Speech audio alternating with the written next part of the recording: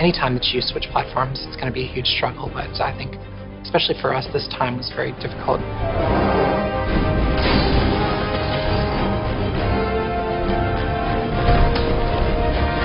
What we had on the previous Uncharted games and on The Last of Us was written for the cell architecture, and it was all optimized for that. But the PlayStation 4 just does things differently. The whole studio, like tools, everything, it's a massive challenge to push content that now needs to fill like 8 gigs versus the 256 or 512 megs that were on the PS3. You have all this memory, you have all this new processing power, so I knew that there would be a step up.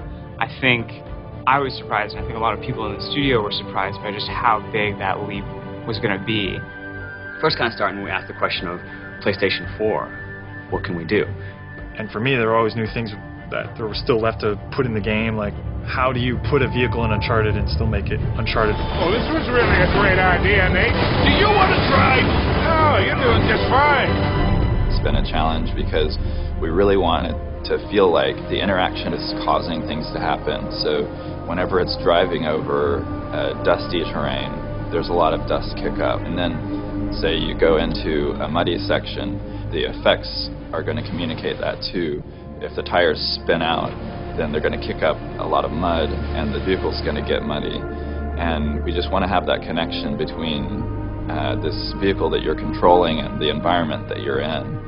Can we do the convoy sequence from Uncharted 2 and 3, but now I'm in control of that vehicle at the same time? And driving through a dense urban city, driving quickly, is quite a challenge because you're looking at all that geometry and all that complexity just flying by you, but you can't halfway do it because you'll know. So we have to spend so much time thinking about the people that are populating the scene, the signs in the scene, the vegetation in the scene, and even though that stuff's flying by, it's got to be convincing. We're trying to make the gameplay experience more rich by basically giving the player more choices. So we've added our rope mechanics, so that's not just a gimmick, like that's fully integrated into just about all of our gameplay encounters. Obviously the rope has a huge effect on combat, so we've got melee moves that come out of rope, using the rope to traverse the space to get an advantage, either in open combat or in stealth. One thing I really appreciated that like Bruce kind of brought around from the beginning was, let's explore the meat and potatoes of this game again. Let's get back to just like what is the core gameplay of this. We know we're going to get the set pieces. We know we're going to have these big things, and we're going to push that as well. But get back into our gut of like what is Uncharted? What is the traversal gunplay? What we wanted to do with the combat is really push the things that are unique to Drake, the things that are unique to him as a character. And one of the main things that Drake can do is just he has this amazing ability to traverse through the environment.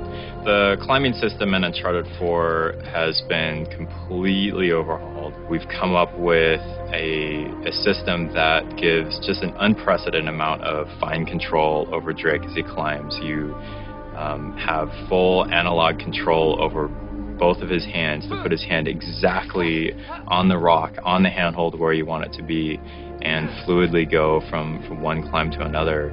We're also able to integrate Drake into the environment a lot more. When he's climbing on the outside of a vehicle, he's moving with that vehicle, with his weight on that vehicle on top of the animation. So it's something that the PlayStation 4 gives us, that we have so much more memory.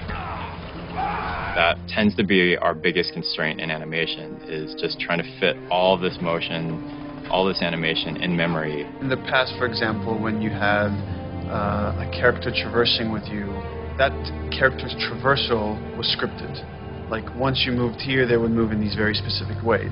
Now actually it's very systemic, and both the enemies and your allies can view the terrain in kind of this 3D space.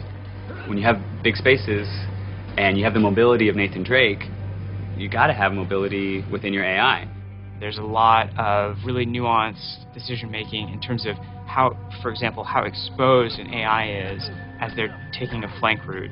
They now have this like really complex knowledge of the exposure to the player's vision as they're taking a flank route, and they will kind of dynamically decide, okay, this is actually a better route because there's more cover along this route. We didn't want a game where you just sit behind one piece of cover and just, you know, sitting there and the stop and pop, you're sitting there and shooting. We really wanted you to move through the environment, to outsmart them, to flank them, for them to be able to chase you around and just have that constant motion. The enemies are smarter. We've taken a lot of the stealth elements from The Last of Us and brought those in, so the player has more choices in combat. You can actually avoid an enemy, lose their line of sight, and just sneak past them and not even have to encounter them. Like, it used to be that you're either in stealth or you're in combat. And now there's these kind of varying levels of stealth. They go into investigate when they think they've seen you, but they're not 100% sure. Then they'll go into combat once they find you. And once they lose you after combat, they'll go into search, where they'll kind of canvass the area looking for you. A lot of that scripting is still up to the designers, but we've given them so much better tools in order to achieve that. We always had contextual moves where you could slam guys into a wall and beat them up. Enemies are able to do that to you as well. You'll have moves and kind of fight situations where two enemies are attacking you at once, and it's not in like a scripted way. It can happen kind of in any combat encounter. There's a lot of new tools in the player's disposal, but what's cool is that they're kind of added in this way that's elegant enough to not, you know, explode the game with HUD and all these like crazy options that are difficult to learn. It's very much that same kind of seamless, very smooth Uncharted experience where we get a lot of gameplay from relatively few mechanics. And having really gorgeous animations that feels very rooted and grounded, but at the same time gives you the responsiveness. You're going to get to play this. We're showing off in a way of just like, look how gorgeous this can be. Look at what we can do. Look at the colors. Look at the scenes. Look at the environments that you're going to get to explore, and you're going to get to have that on the stick.